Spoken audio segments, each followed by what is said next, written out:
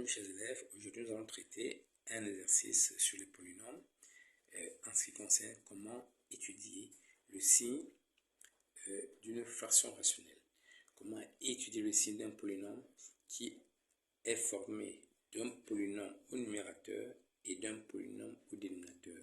Une telle expression est appelée une fraction rationnelle. Une fraction rationnelle, c'est tout simplement le quotient de deux polynômes.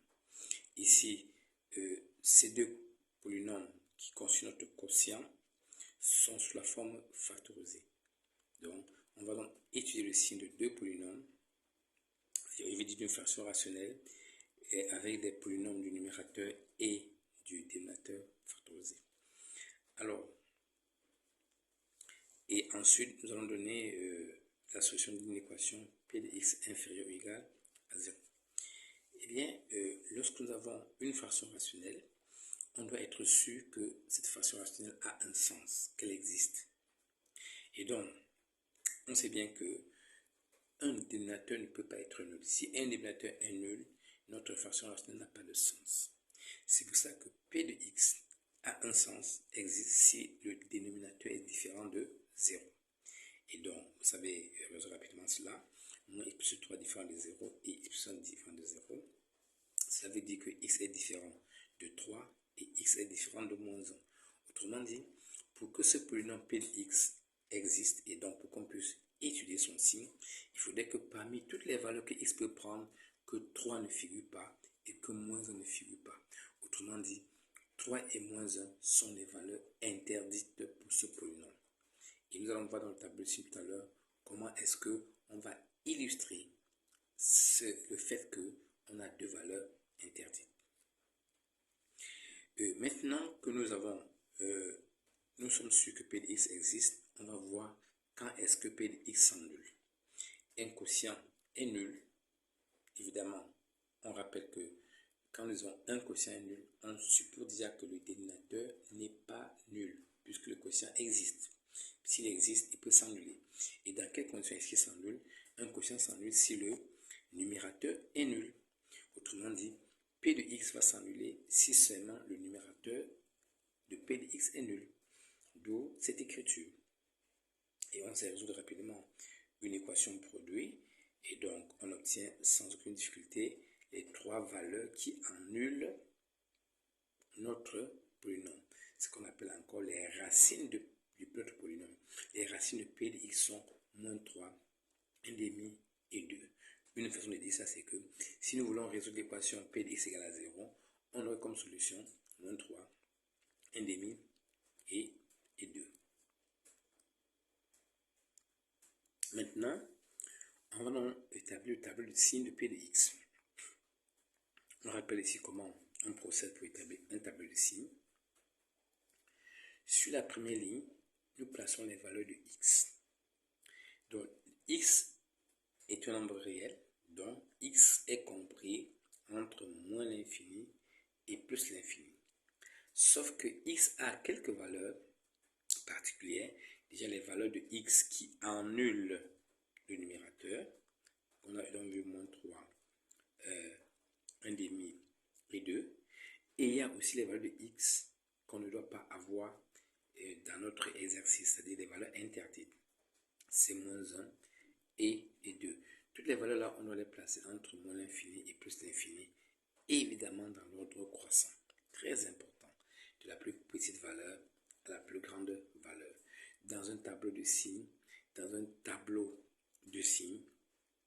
les valeurs de x sont toujours rangées dans l'ordre croissant, de la plus petite à la plus grande.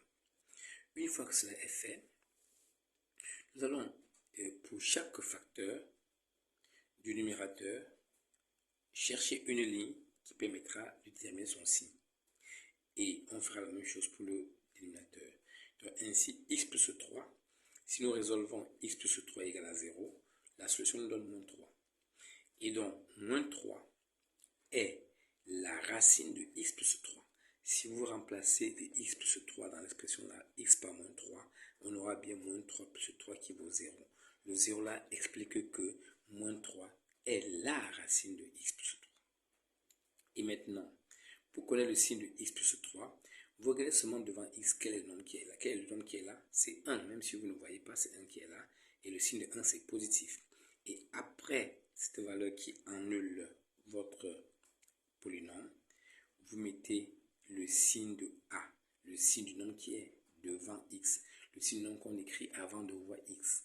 Ici c'est plus, vous mettez donc plus après et moins avant. C'est le même raisonnement partout. On a donc fait ainsi partout. Regardez par exemple ici, à moins et plus 3, ça s'annule plutôt à 3. Et à 3, nous voyons bien que avant x c'est moins, on met donc ce moins après et le contraire avant. Et en le faisant, on va donc faire le produit de tous ces signes-là, ou mieux, compter seulement le nombre de signes négatifs par colonne.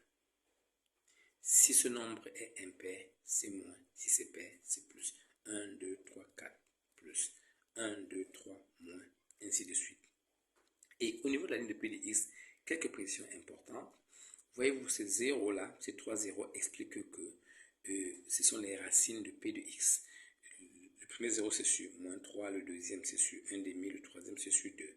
Et c'est ce que nous avons trouvé quand nous avons résolu l'équation P de x égale à 0. Par contre, ce deuxième trait en rouge indique que pour que P de x ait un sens, eh bien, moins 1 et 3 sont les valeurs interdites. Pour illustrer cela dans le tableau, on met un deuxième trait ici pour expliquer que les valeurs dont les traits sont issus, ces deux traits sont issus de moins 1 et 3, ce sont les valeurs interdites. Et ainsi fait, nous avons le tableau ici de P de x et on peut donner aisément la solution de notre inéquation recherchée. Alors, P de x inférieur ou égal à 0, je me concentre seulement sur la ligne de P de x et je m'occupe des intervalles négatifs. Au niveau de la ligne de P de x, on a 1, 2, 3, 4, 5 et 6 intervalles. Parmi les 6 intervalles, on a 3 intervalles qui portent le signe moins. Ce sont ces intervalles-là qu'on va copier comme solution de notre inéquation. Attention, ce deuxième trait indique que le crochet peut se fermer au niveau des nombres. Je dis peut se fermer parce que on va quand même voir ici qu'il y a des nombres où le crochet ne sera pas fermé parce que ces nombres-là constituent des valeurs interdites. Donc regardons ce que vaut dire notre premier intervalle. Bien, ce trait commence sur moins 3 comme vous le voyez. Moins 3 il est là. Et ça reste sur moins 1. Donc c'est le premier intervalle négatif. Moins 3 à moins 1. Mais regardez qu'à moins 3 le crochet est fermé et qu'à moins 1 c'est ouvert. Pourquoi? Parce que moins 1 est une valeur interdite. Pour la valeur interdite, le crochet ne peut jamais être fermé parce que si le crochet est fermé, évidemment notre polynôme n'aura pas de sens.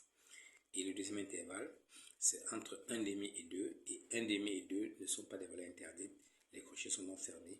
Et enfin, 3 à plus l'infini, c'est ouvert à 3 parce que c'est une valeur interdite. Et c'est ouvert à plus l'infini et tu veux ouvert à moins l'infini parce que les deux, moins l'infini et plus l'infini, ne sont que des symboles.